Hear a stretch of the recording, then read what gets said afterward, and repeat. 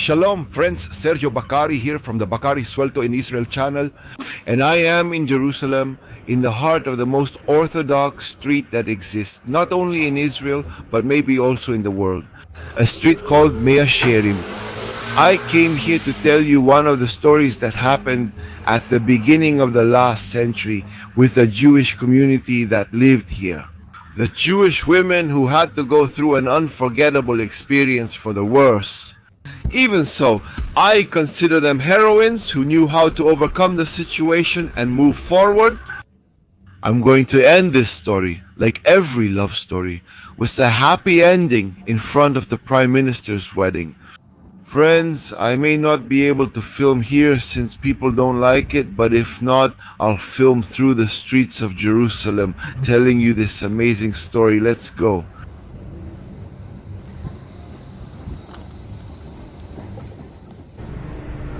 Friends, I'm filming without people knowing, using a method that, should I be discovered, I'd have to start running. The people who live here are very intolerant of those who don't respect their way of life, and unfortunately, they act violently when they feel someone is trying to provoke them or show something that's forbidden to them. If you ever want to enter this stronghold is what I call it, you must cover your shoulders, arms, and legs, and only leave your hands uncovered. In the case of women, it's preferable not to wear pants or tight clothing that shows the shape of their bodies. That way, they don't incite the imagination of the men who live around here. And what about men? Well, I recommend wearing black or white clothing so you can go as unnoticed as possible. A mistake could cost you, in the best case, a bucket of boiling poop thrown from a balcony, which happens often. Or with violence or lynching until the police arrive in the worst case. Usually, there isn't even a police officer here, let alone a soldier in uniform. Only in case of emergency, that's why it's better to prevent than to cure. One last clarification. All these people who live here in Shearim are anti-Zionist. They are against the state of Israel, since they believe there cannot be a Jewish state before the coming of the Messiah. It's funny that yesterday I talked about Christian Zionists and today about anti-Zionist Jews. When I say anti-Zionists, my friends, I mean that they refuse to speak the Hebrew language for two reasons. It's forbidden for daily routines and should only be used for studying or praying, because it's also the language of the enemy, the Zionist state of Israel, which created modern Hebrew to avoid using the forbidden language. They speak Yiddish among themselves, and the most extremist, my friends, don't register with the civil registry, don't use state services, don't pay with the local currency, and use the Jordanian dinar or dollars in other cases. And they live entrenched in this ultra-Orthodox ghetto or stronghold. Well, my introduction got a bit long, but I think it's impossible to be here and not to explain, to put you in context so you can understand and appreciate even more the story I'm about to tell you, my friends, the story of the Jewish prostitutes of Jerusalem.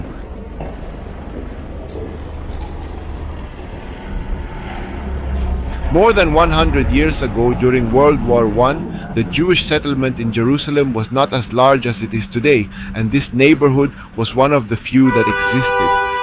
I remind you that the state of Israel did not exist yet, and during that war, this settlement went through one of its worst times. The economic situation had hit rock bottom, and people had nothing to eat. The Ottoman Empire had closed the main sources of income for the Jews. They had also shut down the banks, and even the postal service stopped working.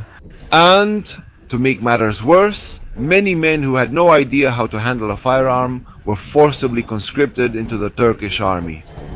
So they not only physically left their homes, but they also left their families without any income, zero support for their wives and children, and on top of that, away from their homes. Terrible. This crisis brought diseases, left people out on the streets, and of course brought famine. The Ottoman army opened brothels, I think that's what they're called, for their officers all over the city. What about those in higher position? They organized banquets where beautiful, fair-skinned, light-eyed, gentle, and lovely religious Jewish women were usually invited. The origin of these people is Western, both the women and the men. I'm not sure if any of you have ever seen the skin of an Orthodox Jewish woman up close. Maybe you saw it on Netflix, but it's like a baby's, really beautiful. Since they had no other source of income, they had to turn to prostitution and became known as the Jewish prostitutes of Jerusalem. When the British Empire entered Palestine here at the end of the war in 1917, things got worse. And the few men who had remained in this neighborhood also had to do whatever work they could to earn money, including prostitution. What I'm telling you was the worst time in terms of humiliation that this settlement has ever experienced. Pogroms, degradation, violence, torture, or attempts at conversion were preferable for those people than engaging in the oldest profession on the planet, prostitution. But those heroes and heroines sanctified life and did what they could to survive. Today, if I can tell this story, it's thanks to them. With the arrival of the British, there was also a Jew named Chaim Weizmann, the first president of Israel, who was the leader of the Zionist movement here in Israel. And when he found out about that phenomenon, he wanted to die. He discovered that in Jerusalem there were no less than 500 Orthodox Jewish prostitutes.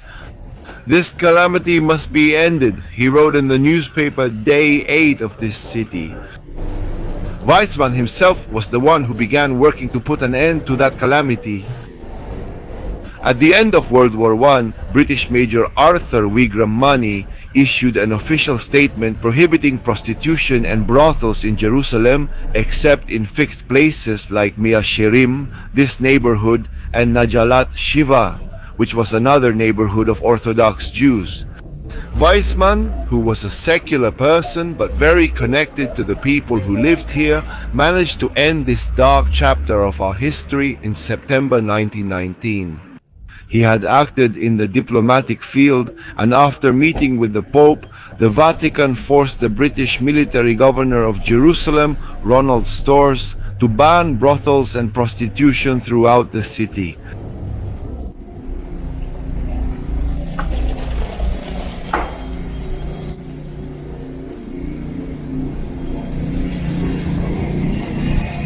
In the social sphere, Weizmann asked that the Hadassah Foundation take in all those women and through educational workshops, re-educate them, teaching them new professions and providing shelter to those who had lost it.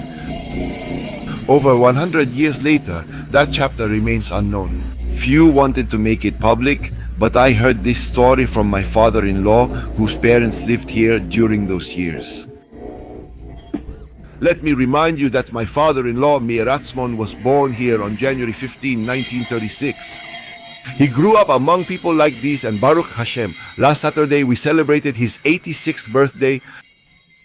I heard this story firsthand, and I think it's important to share it. Why? Because, in my opinion, those Orthodox Jewish women were no less than the soldiers who fought to defend and liberate the city in 1948. Or those who liberated Jerusalem in 1967, so that it continues to be part of our heritage. I button up my jacket, take off my hat, and stand up straight out of respect for those women, feel proud of what they did for me and for my entire generation. And this is the sad part of the story, my friends. But as Samson said, Meyas Yatzamatok. On Ben Maimon Street 6, in the Rehavia neighborhood here in Jerusalem, there's a house that we will visit later called Vila Leah, or translated Leah's country house. It was built by an Egyptian lawyer of Greek origin who belonged to the Greek Orthodox Church named Nasib Abkarios. With the intention of rescuing from prostitution a beautiful Orthodox Jewish lady named Leah Tenenboim, who was also considered the lover of Ahmed Simal, one of the three pashas or leaders of the Ottoman army, he had offered her a job. Leah began working at that lawyer's office, and over time they fell in love and got married. They say that in Jerusalem, there was never a love story as romantic as that of Nachib and Leah, who, although they didn't really belong in either the Orthodox Christian or the Orthodox Jewish community, still found each other. The lawyer had so much money that both of them managed to solve many of their technical or personal problems. Alright friends, we made it. Now we're going to see Leah's house in the Rajabia neighborhood. This sign says, do you want to be happy? Leave the internet and movies behind. Let's go!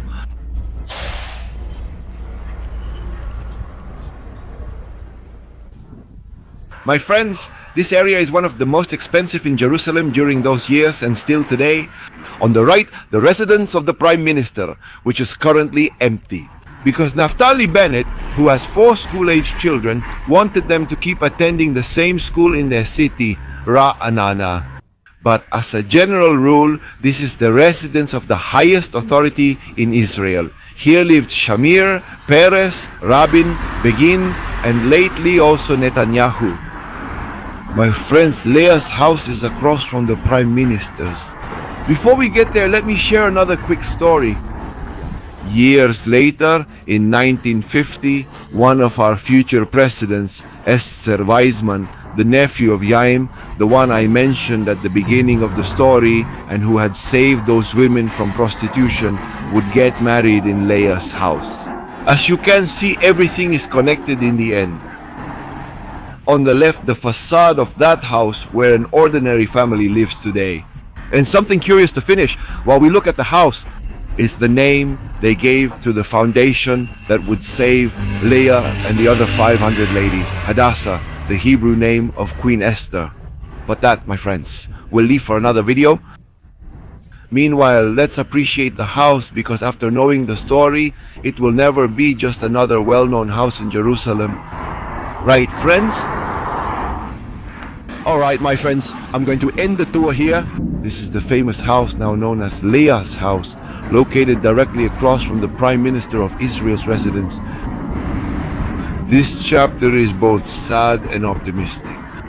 And I think what better place than this to end this story. I hope you liked it. If so, don't forget to give it a like. Shalom.